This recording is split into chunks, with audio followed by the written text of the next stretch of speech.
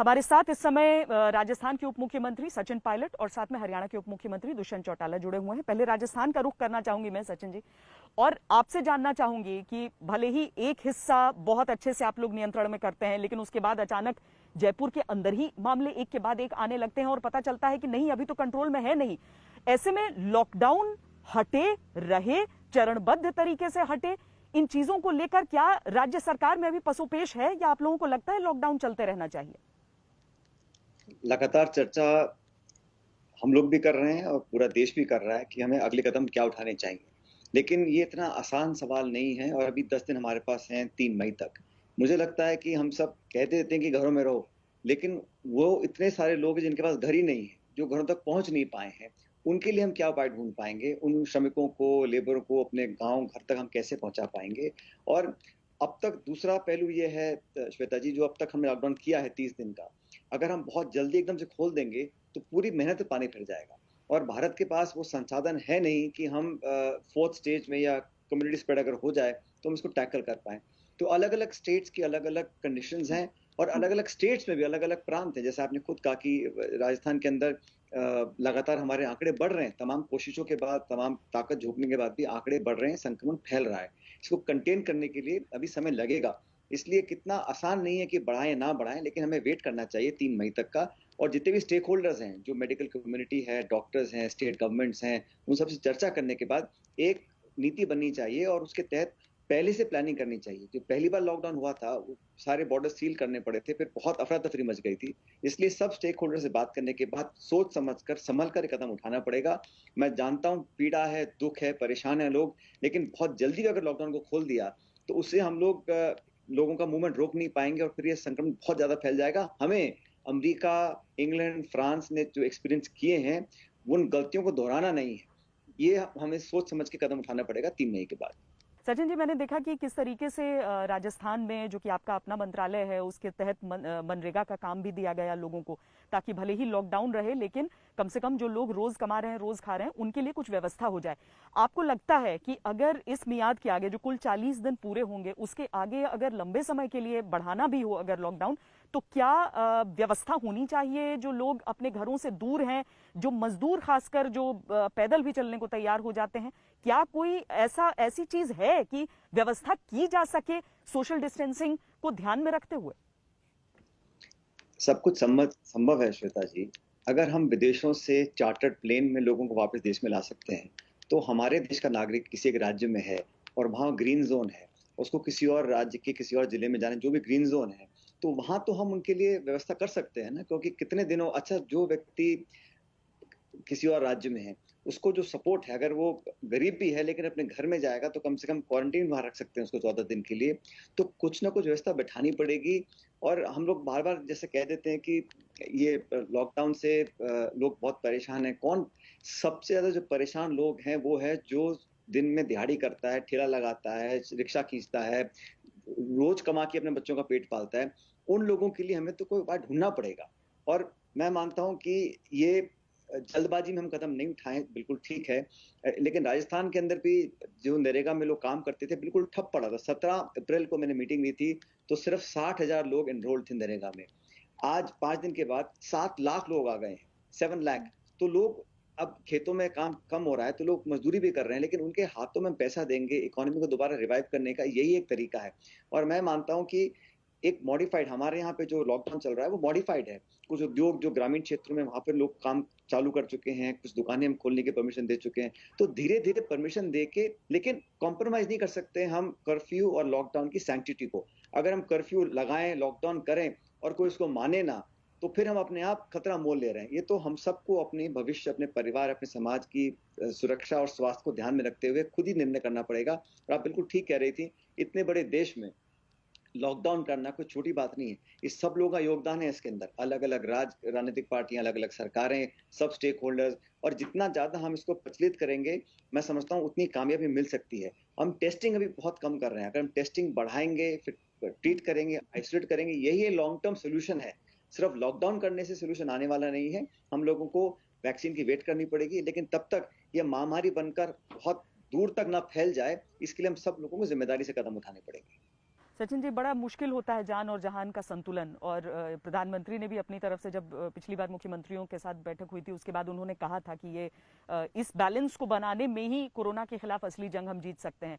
अगर आपको सजेशन देने हो, आपको सुझाव देने हो कि देश दोबारा कैसे, क्योंकि कम से कम तो सितंबर तक हमें वैक्सीन के इंतजार में रहना होगा, और वो भी अगर वो जो इस समय ट्रायल्स जो आज से शुरू हुए हैं वो सफल हो जाते हैं तो कम से कम सितंबर तक का समय निकालना होगा।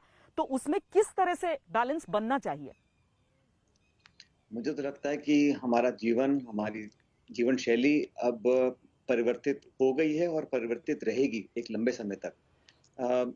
लेकिन सरकार चाहे किसी पार्टी की भी हो, जो आज सबसे वंचित है, सबसे गरीब तबका जो हमारे देश में है, हमें सबसे बड़ी प्रायोरिटी उनको रखना पड़ेगा।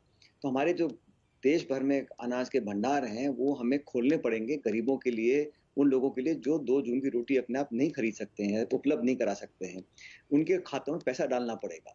और अभी टेक्नोलॉजी हमारे पास है, इतना बड़ा देश हमारा, इतनी बड़ी अर्थव्यवस्था है, तो जो बिल्कुल निर्धन है, गरीब है, जिनके पास कुछ भी नहीं है, उन लोगों को हम खाना और पैसा नहीं देंगे, तो हम आगे इस लॉकडाउन को कामयाब नहीं कर सकते हैं। अगर लोग असंतुष्ट रहेंगे, बहुत ज़्यादा आक्रोशित हो जाएँगे, और मुझे लगता है कि ये संतोष का भी बाँध टूट सकता है। इसलिए जो हमारे देश की जो बहुत बड़ा तबका है, जो आज इस कगार पे खड़ा है, उनके पास ना तो साधन है, ना रिसोर्सेज़ हैं, ना पैसा है, ना खाने की सामग्री है। उन लोगों तक सामान पहुँचाना, उन लोगों तक पैसा पहुँचाना पहली प्राथमिकता होनी चाहिए। दूसरा, जो अर्थव्यवस्था से जुड़े हुए लोग हैं, अब ऐसे बहुत से उद्योग हैं जो घरों से काम कर सकते हैं, फाइनेंशियल सर्विसेज हैं, बाकी चीज़ें हैं, उनको स्टार्ट करना पड़ेगा। और लोगों को ये लगना चाहिए कि हम लगातार कामयाब भी हो रहे हैं, इसलिए हम लोगों को टेस्टिंग बढ़ानी पड़ेगी। अभी तक हम लोग जो टेस्ट कर रहे हैं, मैं समझता हूँ नाकाफ़ी है हमारे जैसे देश के लिए। टेस्ट में रिजल्ट आएँगे, कुछ पॉजिटिव भी आएँगे, लेकिन लोग ठीक भी होते हैं। बहुत कम परसेंटेज लोग ऐसे हैं जो इसका शिकार होते हैं, इसलिए घबराने की ज़रूरत इसमें नहीं है। लेकिन लोगों से ट्रांसपेरेंटली लगातार संवाद हो, सरकार असलियत बताती रहे, उन तक खाना पैसा पहुँचाए, और अलग-अलग राज्यों की जो परिस्थितियाँ हैं, उसके अनुरूप उनसे विचार-विमर्श करने के बाद अपनी जो 3 तारीख के बाद की कार्य योजना है, उसका खुलासा करें। लेकिन आज करना चाहिए। 3 तारीख को जो हम करेंगे, उसको 2 मई को हम निर्णय लेंगे, तो तैयारियाँ नहीं हो पाएँगी। इसलिए समय रहते ही योजना बनाएँ और सब लोगों से खुले मन से बात करें। कौन टीएमसी है, कौन जेडी है, कौन कांग्रेस है, कौन, ये बाद की बातें हैं। आज हमें जनता की फ़िक्र करनी है और नागरिक सुरक्षित कैसे रह सकते हैं, ये जो स्थान के जो हिंदुस्तान की जनता रहती है राज्यों के अंदर है ना, गाँव में, शहरों में, तो स्टेट्स टैकल कर रही हैं इस सारे कोरोना वायरस को, तो उनको ताकत, संसाधन, पैसा, मेडिकल इक्विपमेंट संतोषजनक तरीके से पहुँचाना चाहिए, बिना पक्षपात के, बिना भेदभाव के।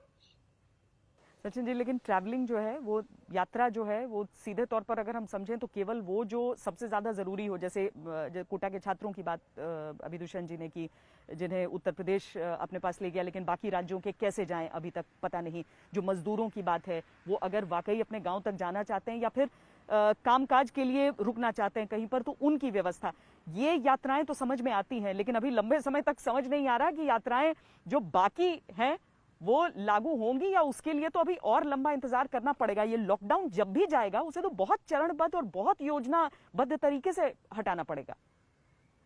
इसको बहुत ही कैलिब्रेटेड तरीके से हमें टैकल करना पड़ेगा। आप अगर बॉर्डर्स खोल दीजिएगा और लोग बसों में और ट्रेनों में चढ़ के जाएँगे, भर के जाएँगे, तो फिर ये रुक पाना इम्पॉसिबल हो जाएगा। इसलिए जो बहुत एसेंशियल ट्रैवल है, जो, और मैं तो फिर भी कहता हूँ, अगर आप बॉर्डर्स को खोलते भी हैं, तो हर व्यक्ति को स्क्रीन करिए, और जहाँ भी अपने घर में जाए, अगर कोई हॉट ज़ोन से आया है, तो उसको 14 दिन के लिए आइसोलेट करके रखें। ये सारे कदम जिला लेवल से लेके राज्य लेवल और केंद्र सरकार तक उठाने पड़ेंगे। इंक्रीमेंटली हमें खोलना ही पड़ेगा, इसका कोई विकल्प नहीं है। लेकिन इस जल्दबाजी में कहीं ऐसा ना हो कि हम बहुत भारी नुकसान उठाएं, जैसा सेकंड वेव की लोग बात करते हैं, लोग कहते हैं कि जून में पीक करेगा। इसलिए हमें संतोष रखना चाहिए, और हम आपके साथी भी जो मीडिया कर्मी हैं, रोज इस पे चर्चा करते हैं, कब हटेगा, कब खुलेगा। वो तो स्थिति पे डिपेंड करेगा ना, किसी के चाहने ना चाहने, कौन चाहता है कि लॉकडाउन रहे, किस किस व्यक्ति को आज मजा आ रहा है, किस सरकार को आज अच्छा लग रहा है कि हमारे लोग अपने घरों में हैं, काम नहीं कर पा रहे हैं, बहुत दिक्कत अर्थव्यवस्था को है, लोगों को है, स्वास्थ्य को है। सब चाहते हैं कि वापस पटरी पर गाड़ी आए, लेकिन हमें दूसरे देशों के अनुभव से सीखना पड़ेगा, और हम कोई चांस लेने की स्थिति में है ही नहीं। तो लॉकडाउन जो खुलेगा, ट्रैवल होगा, मुझे लगता है सिर्फ बेयर एसेंशियल्स के लिए करना चाहिए। जो लोग फंसे हैं और अनइन्फेक्टेड हैं, नेगेटिव टेस्ट में हैं, ट्रांसपोर्ट सेफली वापस जा सकते हैं, तो उसकी एक सेंट्रल पॉलिसी बननी चाहिए। जहाँ तक कोटा की बात है, जो राज्य सरकार हमसे आग्रह कर रही है उनको परमिशन दी जा रही है। मध्य प्रदेश, छत्तीसगढ़ की सरकारों ने आग्रह किया था, वहां उनके बच्चे वापस जा रहे हैं। लेकिन नागरिक सब हैं, चाहे वो श्रमिक है या छात्र छात्राएं हैं, हम सबको कोई ना कोई पॉलिसी के तहत उनको डील करना पड़ेगा। सेफ गार्ड्स इंश्योर करने के बाद अपने लोग घर पहुंच सकें। और मुझे तो लगता है कि अगर कोई माइग्रेंट लेबर भी है, वो अपने घर में, अपने परिवार में ज्यादा सुरक्षित महसूस करेगा, ज्यादा सुरक्षित रह भी पाएगा। अब हमारे राजस्थान के लोग पूरे हिंदुस्तान भर में है, तेलंगाना, आंध्रा, कर्नाटका, हर जगह वहीं पे हैं पिछले 1 महीने से। तो अगर जो टेस्ट करने के बाद अगर उनको सेफली हम अपने घरों में ला सकते हैं, तो यहाँ पर आकर वो, मुझे लगता है कि कोरोना से अच्छी तरह लड़ सकते हैं। उनको संबल मिलेगा, ताकत मिलेगा, घर परिवार के लोग होंगे, एक आदमी को हिम्मत बनती है। इसलिए जरूरी है कि हम नेशनल पॉलिसी बनाएं और safe zone to safe zone travel का जो है हमें कहीं ना कहीं खोलना पड़ेगा। जी वाकई, अब बस वही देखना है कि ये चरणबद्ध तरीका होगा तो क्या होगा, और इसी पर मंथन सोमवार को होनी है। बहुत बहुत धन्यवाद सचिन पायलट और दुष्यंत चौटाला जी हमसे बातचीत करने के लिए।